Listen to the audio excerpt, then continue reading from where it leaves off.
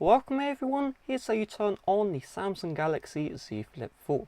So all you do is you press and hold the power button until you see the Samsung logo. But I'm going to go a bit more in depth. What if after holding the power button you still see a black screen? Well, the first thing I want you to do is I want you to connect your Z Flip 4 to a charger.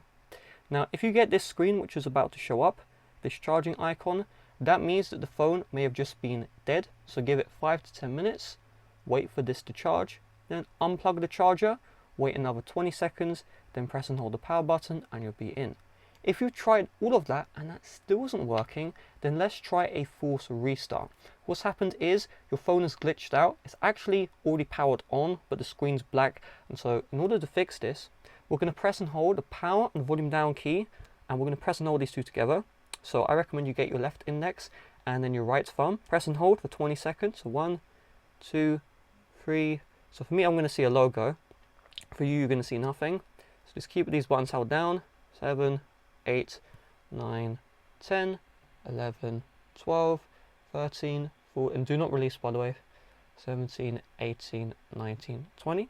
So after you've held down for 20 seconds, you should see the Samsung logo show back up.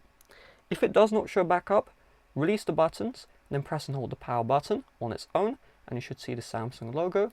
If that still doesn't work, just try again. You may have released either the volume down or power button.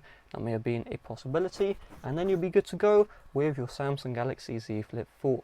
So with that being said, thanks for watching. See you guys later. Bye bye.